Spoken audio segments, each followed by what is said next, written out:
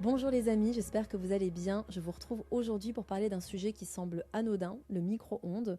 J'ai changé d'ailleurs de décor, je ne sais pas si vous avez remarqué pour ceux qui ont la vidéo, je suis en déplacement mais j'avais vraiment envie de prendre le temps de vous partager cet épisode. Et on va voir ensemble si ce micro-ondes il est si nocif que ça, ce qu'en dit la science et puis surtout ce qui crée le débat. Parce que parler du micro-ondes, c'est pas parler que d'un appareil, c'est aussi parler de l'eau et de sa structure, c'est parler aussi de la rupture profonde entre deux visions du monde. Donc on va explorer tout ça et vous allez voir, c'est passionnant. Donc déjà, pour rentrer dans le vif du sujet, comment fonctionne vraiment un micro-ondes? Donc le micro-ondes, ça utilise une onde électromagnétique autour de 2,45 GHz. Ça veut dire que ces ondes, elles sont non ionisantes et que ça ne peut pas casser des liaisons chimiques, que ça ne peut pas rendre un aliment radioactif et que ça ne peut pas créer des molécules toxiques. Donc ce qu'on nous dit, c'est que le micro-ondes fait simplement vibrer des molécules d'eau grâce à ces ondes. Donc cette vibration fait que ça chauffe et la cage métallique qui est autour du four va retenir ces ondes à l'intérieur. Et vous pouvez d'ailleurs faire un test d'étanchéité pour ça. Je vous rappelle qu'il y a 6 ans déjà, j'avais fait 2 épisodes avec Frédéric Aubourg, qui est expert en électromagnétique, qui est expert en géobiologie, etc. Et on avait fait un épisode sur les ondes hautes et basses fréquences. On avait parlé du micro-ondes et de ce fameux test d'étanchéité qui vous invite à mettre votre téléphone allumé, connecté à Internet dans le micro-ondes, de fermer la porte, de ne surtout pas allumer le micro-ondes, sinon vous allez cuire votre téléphone, mais juste de vous appeler avec un autre téléphone via WhatsApp parce que ça permet de passer par le réseau Internet. Si votre téléphone dans le micro-ondes sonne, c'est que l'étanchéité n'est pas suffisamment bonne. Alors maintenant, par rapport à l'impact nutritionnel, donc scientifiquement parlant toujours, il n'y a pas plus de perte de nutriments qu'avec d'autres types de cuisson, si on compare à la poêle ou au four par exemple. Il faut quoi qu'il arrive savoir que plus vous cuisez en température, avec des températures hautes, et plus vous cuisez longtemps, plus vous perdez des nutriments, d'accord, notamment des vitamines.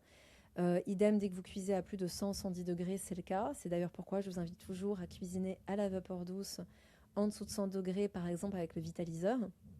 Je vous en ai déjà parlé dans d'autres épisodes. Mais pour le micro-ondes, pour en revenir à ça, comparativement à des cuissons classiques, c'est pas mieux, c'est pas pire. Et aussi, puisque on cuit moins longtemps, il y a moins de composés cancérogènes. Vous savez, ces benzopyrènes ou ces acrylamides qui sont créés quand on cuit, quand on toast, quand on grille, et qui sont très néfastes pour notre santé. D'ailleurs, petite parenthèse, je vous ai fait un épisode sur le café cette semaine, et au lieu de dire acrylamide, je vous ai dit acrymalide. Ça, c'est mon côté un petit peu dyslexique à l'oral, donc je vous prie de m'en excuser. Voilà. Pour en revenir à notre micro-ondes, ce que nous dit la science, c'est que les graisses chauffées au micro-ondes s'oxydent moins parce que la cuisson est moins longue. Donc voilà, au niveau des études, on se dit ok, pas si mal. Là où par contre il y a une exception qui est confirmée et qui est vraiment pas top, c'est qu'il y a une grosse déperdition de la B12. Donc pour les personnes qui sont végétariennes, végétaliennes, qui aiment mettre de la levure alimentaire enrichie en B12 sur leur plat et qui mettent ça au micro-ondes, eh bien en fait, à cause de ce processus, vous perdez 30 à 40% en fait de cette B12 parce qu'elle est du coup inactivée. Donc c'est important de le savoir. Donc si je résume par rapport à ce que nous dit la science, il n'y a pas de substance toxique nouvelle qui est créée par le micro-ondes. Et les précautions, c'est attention au risque de brûlure en cas de surchauffe d'eau, hein, c'est ce qui arrive parfois, on ne se rend pas compte qu'on chauffe trop longtemps, on a une eau bouillante et ça peut nous brûler si on la vérifie pas avant de la boire. Ça peut aussi générer une mauvaise cuisson, c'est-à-dire une cuisson partielle, donc il peut y avoir un risque microbiologique. Vous savez, des fois votre plat est très chaud d'un côté et pas de l'autre. Voilà, c'est ce qui se passe avec la cuisson au micro-ondes. Et puis bien sûr, on va toujours vous inviter à ne jamais mettre de plastique dans un micro-ondes parce que c'est extrêmement nocif et ça libère des composés qui sont aussi cancérigènes. En termes de précaution, on va aussi inviter les personnes à ne pas allumer, à ne pas ouvrir le micro-ondes dès qu'il sonne. Donc c'est rarement ce que font les gens, hein. Moi j'ai souvent vu des gens plutôt faire la queue devant le micro-ondes et dès que ça sonne, on se jette dessus, on ouvre, donc vous prenez une dose d'onde dans la tronche et vous mangez tout de suite. Alors qu'en réalité, il faudrait attendre au moins 30 secondes à 1 minute que les ondes se déposent pour ouvrir le micro-ondes. Et il ne faudrait jamais rester à proximité du micro-ondes quand il tourne. Il faudrait rester à une certaine distance. Donc ça, c'est des précautions qu'il faut prendre en compte si vous utilisez ça surtout quotidiennement. Maintenant, il y a aussi une étude qui a été faite en 2023 sur l'impact des micro-ondes sur l'eau. Et ça, c'est extrêmement intéressant. C'est une étude qui s'appelle Raman, tout simplement parce que ce qui a été utilisé comme technique, c'est la spectroscopie Raman, qui est en fait une technique analytique scientifique qui permet d'étudier la composition chimique et la structure d'un matériau à partir de la lumière qu'il diffuse. Et c'est une méthode de référence, hein, on n'est pas du tout dans quelque chose d'un petit peu huluberlu ou que sais-je, hein, c'est utilisé dans plein de domaines, notamment dans l'analyse des matériaux, comme je le disais, mais aussi dans le contrôle de qualité pharmaceutique, dans l'identification des polluants, on l'utilise beaucoup en microbiologie, mais aussi dans l'analyse d'œuvres d'art. Et c'est utilisé dans les laboratoires de recherche du monde entier, par la NASA également, et c'est validé par la communauté scientifique depuis 1928. Alors, cette étude qui a été faite en 2023, ce qu'elle révèle en fait, c'est qu'à température identique, l'eau chauffée au micro-ondes, comparativement à une eau qui a été chauffée à la casserole par exemple, va avoir plus de liaisons hydrogène brisées, parce qu'en fait, il faut se rappeler que l'eau, c'est 2 molécules d'hydrogène et une molécule d'oxygène. C'est pour ça qu'on dit H2O. Donc les liaisons d'hydrogène vont être davantage brisées et vous allez avoir une structure qui va être désorganisée. Et ce changement structurel peut durer plus d'1 heure. Ce qui veut dire que quand vous allez manger votre plat, l'eau contenue dans les aliments est encore déstructurée. Et le fait que ça touche à la structure, moi personnellement, j'aime pas du tout. Et pour comprendre pourquoi j'aime pas ça, il faut que je vous parle un petit peu plus de l'eau. En fait, l'eau, c'est un organisme vivant, c'est une matière structurée, dynamique, qui est très sensible à son environnement. Et sa qualité dépend pas uniquement de ce qu'elle contient, mais de la manière dont les molécules s'organisent entre elles. Dans la nature, l'eau, elle est tout le temps en mouvement, elle circule, elle tourbillonne, elle est exposée à la lumière solaire, aux champs électromagnétiques naturels de la Terre, aux variations de pression et de température. Et ce mouvement naturel, ça lui permet de maintenir une organisation interne cohérente. Et c'est là qu'on parle d'eau structurée ou dynamisée. D'ailleurs, l'eau des rivières et des torrents, en fait, vont toujours tourner comme en forme de vortex. Et un coup, ça tourne dans le sens des aiguilles d'une montre, et puis un coup dans l'autre sens. Et c'est ça qui crée une dynamique qui n'est pas anodine, parce que ça correspond à un principe fondamental d'organisation du vivant qu'on appelle un domaine de cohérence. Et ce domaine de cohérence, on le retrouve partout. On va le retrouver dans la structure de l'ADN, dans la croissance torsadée de certains végétaux, dans les coquillages aussi par exemple, et puis peut-être que vous avez vu en vrai ou dans des documentaires ces milliers d'oiseaux qui changent immédiatement de direction, ou comme les poissons, les bancs de poissons qui bougent d'un coup dans une direction opposée sans jamais qu'il y ait de collision entre eux. Eh bien, l'eau, elle aussi, donc, elle a ce domaine de cohérence, et ce domaine repose précisément sur des mouvements vortex qui organisent aussi ces molécules. À l'inverse, quand l'eau, elle est captée, quand elle est traitée chimiquement, quand elle est stockée pendant des très longues périodes, eh bien, en fait, elle est privée de ce mouvement naturel, et donc on se retrouve avec une eau qui stagne. Donc elle va perdre progressivement cette dynamisation, et puis en fait sa structure aussi peut s'altérer. Donc en fait on se retrouve sur une eau qui est appauvrie d'un point de vue informationnel, que les chercheurs qualifient d'eau morte, et qui du coup n'est plus du tout une eau qui nous apporte la vitalité qu'elle serait censée apporter quand elle est vivante, structurée et dynamisée. Et en plus de ça, cette eau qui est moins favorable aux vivants, elle devient beaucoup plus vulnérable aux proliférations microbiennes. Et ce que ces travaux montrent, c'est que la structure de l'eau, elle est mesurable.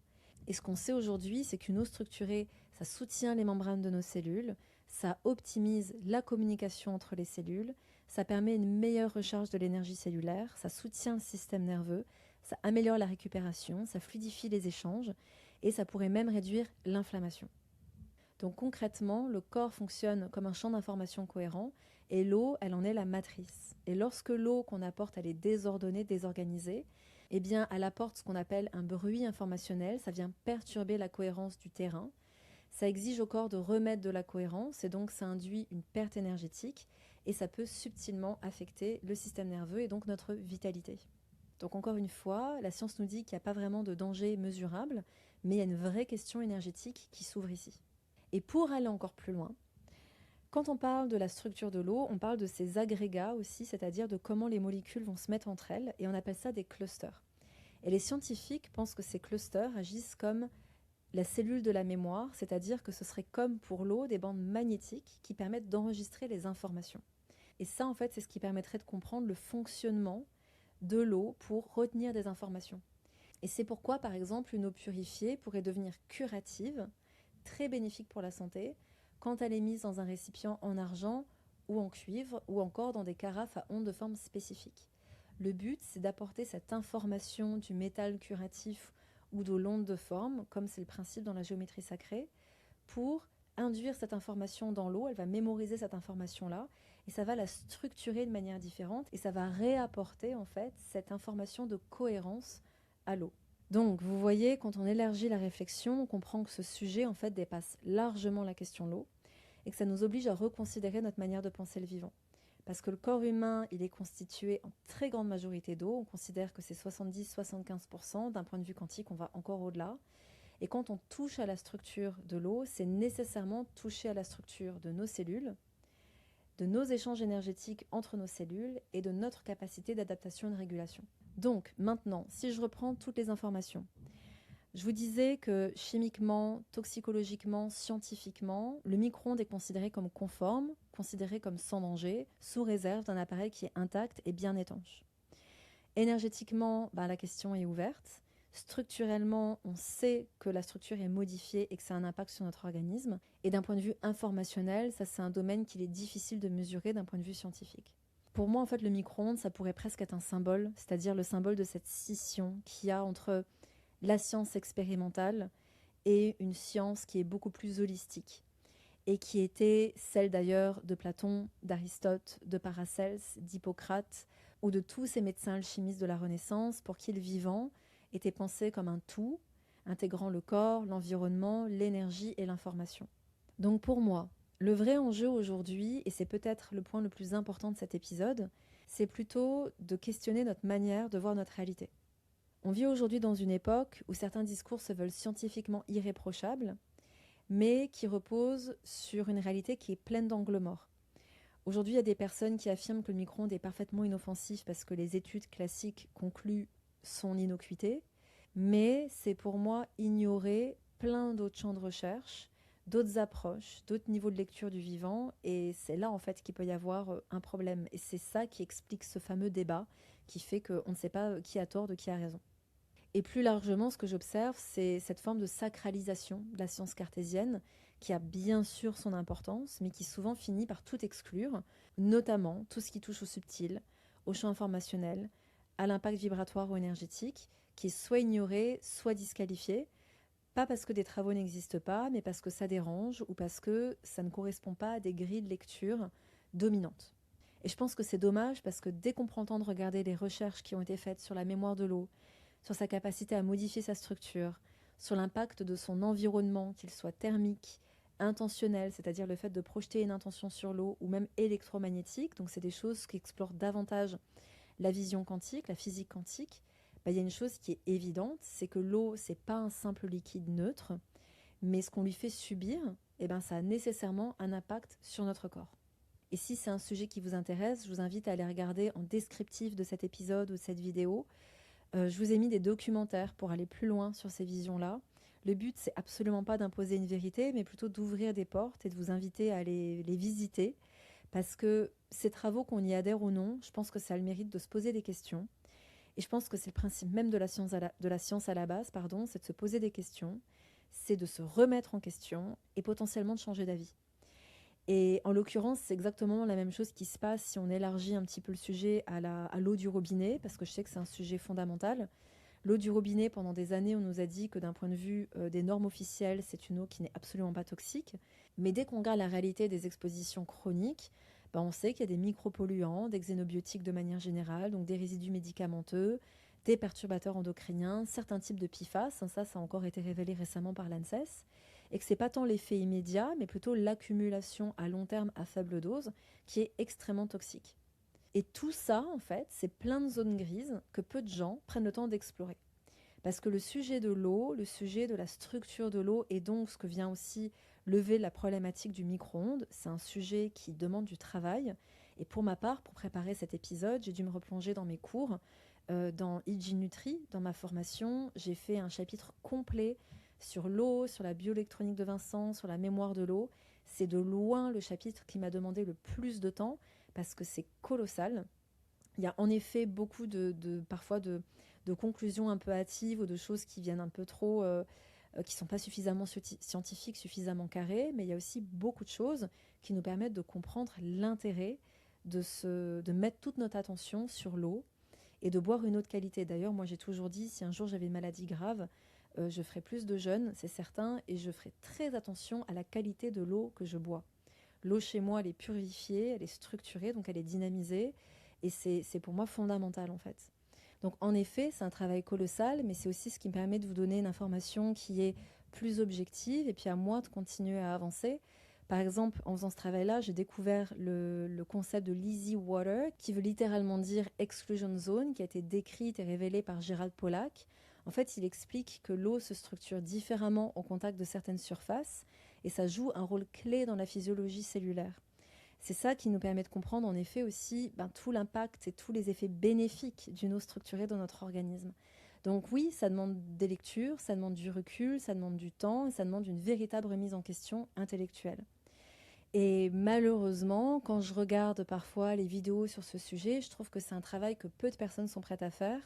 Il y a les scientifiques stricts qui vont regarder uniquement les études qui mesurent ce qui est mesurable et ce qui est visible, et puis qui vont critiquer tout ce qui ne va pas dans ce sens-là. Et puis il y a les autres qui sont très orientés énergétiques et qui se refusent ou qui n'ont pas en tout cas le bagage pour aller voir ce qui se passe au niveau des études scientifiques. Et c'est dommage parce qu'en fait le vivant ne fonctionne pas en silo. Ça demande en fait une compréhension fine de la santé, du corps et pour moi aussi une approche intégrative, celle qui va vraiment permettre de faire dialoguer la science expérimentale, la biologie, la physique avec des approches subtiles du vivant qui encore aujourd'hui ne sont pas mesurées. Et c'est exactement en fait l'intention de cet épisode, c'est de faire le pont entre ces deux mondes-là. Parce que ce que je vous partage là ici, c'est absolument pas une croyance ou juste une opinion personnelle, c'est en fait une mise en perspective et surtout une invitation à penser plus large, à sortir des oppositions stériles entre science et énergétique. Et je pense que tant qu'on refusera de regarder cette complexité, on passera toujours à côté d'une compréhension beaucoup plus juste de ce que nous faisons réellement subir à notre corps au quotidien. Voilà ce que j'avais envie de vous partager les amis, et encore une fois, c'est de surtout pas diviser, mais au contraire pour moi, c'est de faire le pont entre différents mondes et entre différentes visions qui sont souvent profondément opposées, alors que pour moi, elles ont tout intérêt à être ensemble, à se réunir pour qu'on puisse prendre les meilleures décisions pour notre santé. Et concrètement, donc pour ma part, puisque j'accorde beaucoup d'importance à cette notion de structure de l'eau, je n'ai pas de micro-ondes, je n'utilise pas le micro-ondes pour réchauffer. Quand j'ai besoin de réchauffer quelque chose, j'utilise mon cuit-vapeur. Ça me prend littéralement 4 minutes et au moins je suis sûre que mon eau n'est pas déstructurée.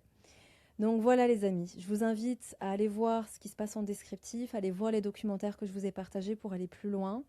Je vous donne aussi un accès exclusif à mon module sur l'eau parce que je sais que certaines personnes ne veulent pas forcément faire une formation complète en nutrition, mais j'ai tellement de questions sur l'eau, sur la purification de l'eau, sur les systèmes de purification, sur la dynamisation, que je vous donne un accès exclusif juste à ce chapitre de ma formation avec le support de cours et les vidéos associées. Donc tout est en descriptif. Et puis comme toujours aussi, si cet épisode vous a plu, si mon travail vous plaît, s'il vous plaît, notez-le, mettez un pouce, mettez un commentaire. C'est la meilleure manière de soutenir ce travail que je fais tous les jours pour vous. Voilà, je vous embrasse, prenez bien soin de vous et je vous retrouve demain sur Guérir et Grandir.